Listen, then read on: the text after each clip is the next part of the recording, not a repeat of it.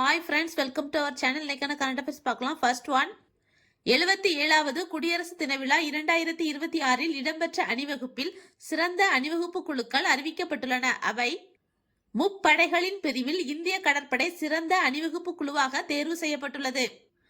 மத்திய ஆயுத காவல் படை மற்றும் பிற துணைப்படை பிரிவில் டில்லி காவல்துறை முதல் விருதை வென்றுள்ளது. மாநிலங்கள் மற்றும் யூனியன் பிரதேசங்கள் பிரிவில் சிறந்த அலங்கார ஊர்தியாக கனோத்சவம் தற்சார்பின் சின்னம் என்னும் பெயரை கொண்ட மகாராஷ்டிராவின் அலங்கார ஊர்தி முதல் இடம் பிடித்துள்ளது.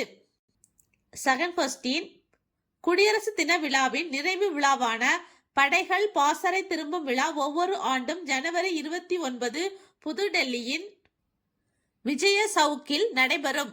இந்த ஆண்டு நாட்டின் வளமான கலாச்சார பாரம்பரியத்தை குறிக்கும் வகையில் விஜய் சவுக்கில் உள்ள இருக்கை அரங்குகள் இந்திய இசை கருவிகளின் பெயரால் பெயரிடப்பட்டுள்ளன.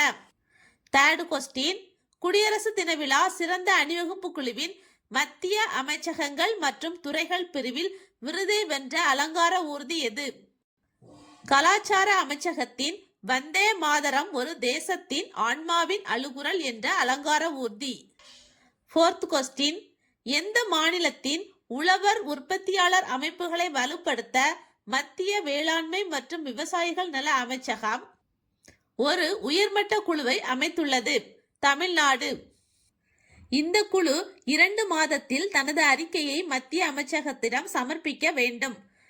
தற்போது மத்திய வேளாண்மை துறை அமைச்சராக இருப்பவர் சிவராஜ் சிங் சௌஹான். ஃபிஃப்த் கொஸ்டின், எந்த நாட்டின் ராணி ஜனவரி 28 மற்றும் 29 என 2 நாள் பயணமாக உத்தரப்பிரதேச மாநில குசி நகருக்கு வருகை புரிந்துள்ளார்? தாய்லாந்து நாட்டின் ராணி சாவோகுன் பிராசினிநாத். சிக்ஸ்த் கொஸ்டின், குழந்தைகளுக்கான முதல் வகை நீரிழிவு நோய்க்கான உலக தரம் வாய்ந்த மருத்துவ சிகிச்சை தமிழ்நாட்டில் எங்கு அளிக்கப்படுகிறது? திருப்பத்தூர் மாவட்டம் அரசு தலைமை மருத்துவமனையில்.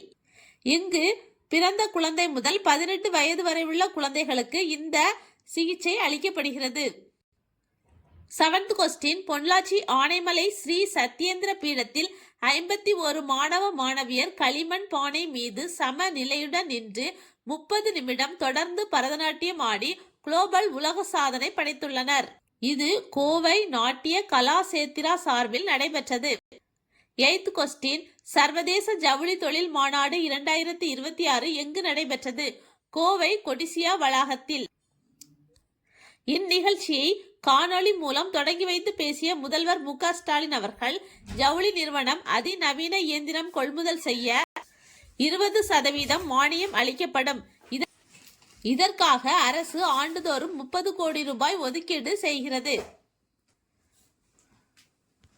நைன்த் கொஸ்டின், நாடாளுமன்றத்தில் ஜனவரி 29 அன்று பொருளாதார ஆய்வறிக்கை தாக்கல் செய்த நிதியமைச்சர் நிர்மலா சீதாராமன் 2026ஆம் ஆண்டுக்கான ஒட்டுமொத்த வளர்ச்சி எத்தனை சதவீதம் உயரும் என கூறினார்? 7.4%.